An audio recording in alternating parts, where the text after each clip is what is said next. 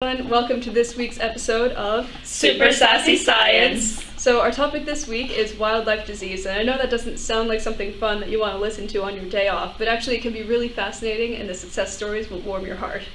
So our first topic this week is the BD fungus in amphibians. So this is a nearly globally distributed disease, and it colonizes amphibian skin, which they need to respire and osmotically regulate.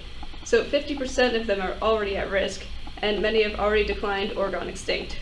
And this is actually a species that has confounded scientists. Nobody knows exactly how it works or why it's so successful. So, is there anywhere where this fungus isn't present? Well, it used to not be present in Madagascar, actually, which was great because they have so many endemic species of amphibians there. But it actually did colonize Madagascar in 2010, which is, the bad news. But the good news is that as of 2015, it doesn't seem to be affecting the amphibian populations there. And nobody knows why yet, so it could be because it hasn't reached its peak prevalence yet, or that it was there all along with like its own endemic disease, or it could be that the Malagasy frogs are actually resistant to the fungus. And so that's the really interesting bit, is that people have been researching the microbial skin communities of the amphibians there, and it's a really unique research opportunity. We don't have the results yet, but it's a story worth following for sure. Yeah, definitely. Okay, so the second topic is white nose syndrome, which is a fungal disease of North American hibernating bats. Not only do the affected bats have white fungal growth on their muzzles, ears and wing membranes, it also alters their behaviour as they're seen flying outside their hibernating site, looking for food, depleting their energy levels and essentially starving themselves. Is there any cure? Well, the fun fact was that a new bacterium was found and it successfully treats affected bats, and it's all thanks to bananas. Fruits that are delivered to supermarkets ripen and rot, and the fruits that were exposed to the bacterium didn't. An artificial bat cave was built where infected bats were exposed to the bacterium and they were cured.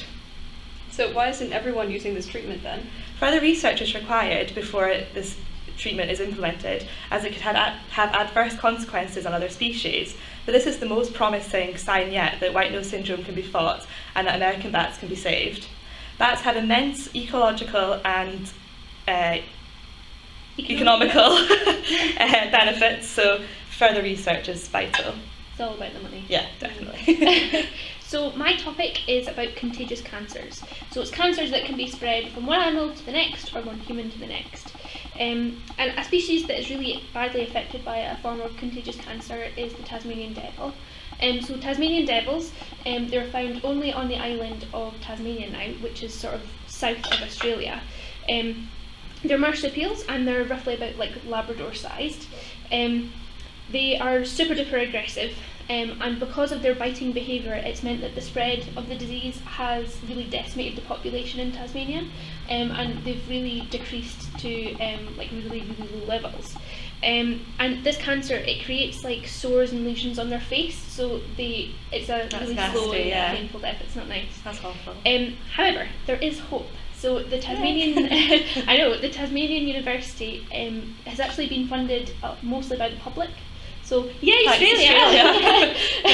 They've mostly been funded by the public, so it's meant that they've managed to create an immunisation. So they can give this immunisation to populations that have at least a stable number, and then hopefully this population will have resistance to the cancer, and then they'll be able to breed and boost the population again, which is really exciting.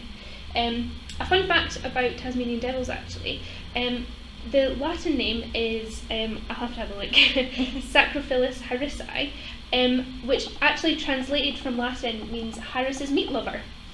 Professor Harris was the person that sort of like described them first. He was a bit saucy, so. Clearly.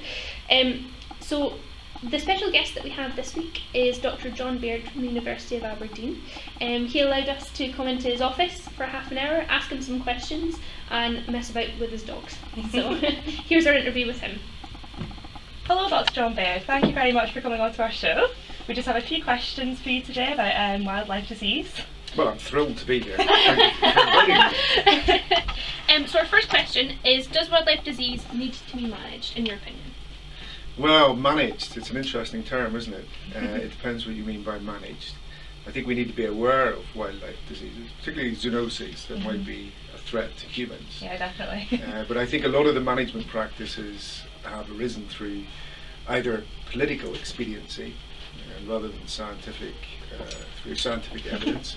And so many of the management practices, I think, have gone off in the wrong direction. So, yes, managed, but not managed for management's sake. Okay. Okay, that's kind of what we think, I think. Definitely, yeah. So what stands in the way of wildlife disease management, do you think? I think politics, mostly, and public perception. And not just public in general, but specific elements within the public. Large groups of people, perhaps farmers or other people with self-interest, who have an inordinate amount of influence on policy. And they can influence in a way that means management practices aren't carried out in a way that really will deal with the disease, and in fact can end up causing all sorts of problems, not to mention perhaps cruelty. So it's like anything else in conservation, really, it's more to do with politics than conservation. Unfortunately, money and politics and perception tend to trump science in so many different areas, not just conservation, but certainly in disease in general. Absolutely, politics are getting away. Politics and money. Yeah. So what is the most extreme disease management strategy you know of?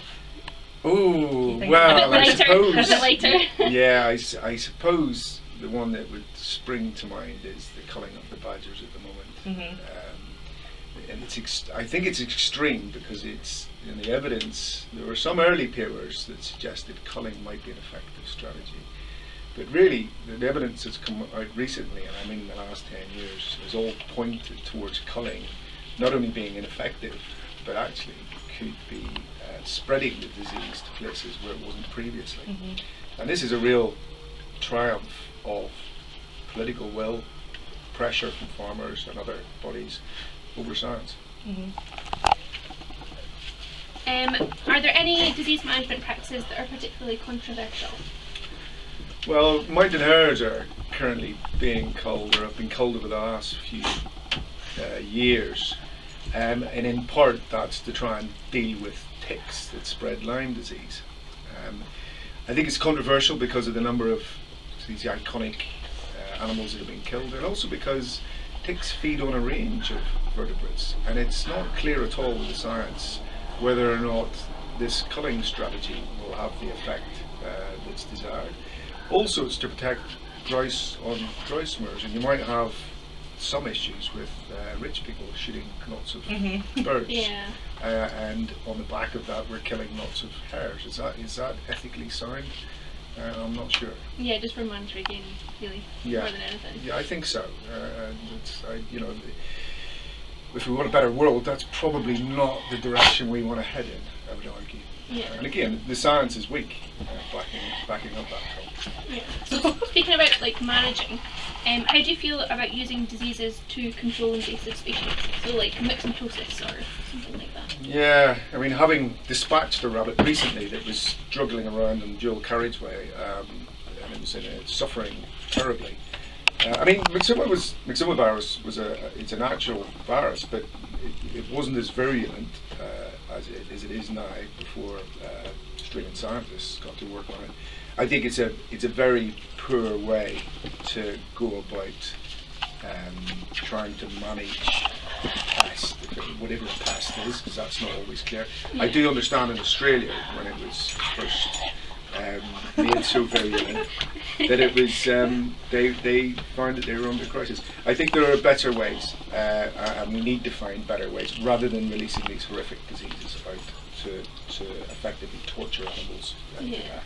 Yeah, it's not really solving any problems, I suppose. I don't think it solves problems in the short term, but of course most rabbits now are immune, and so you solve it for a while. You harm or torture rabbits, they die horribly, and it only solves problems for a short term. So it's a short-term torture and no long-term solution. Well, that's depressing. Very depressing. Yeah. Thanks for watching, everyone. If you like our videos, be sure to subscribe to our channel. Stay sassy. And keep sciencing. I can tell you about my chlamydia. I don't mind I about. remember that from first year. I don't. Human.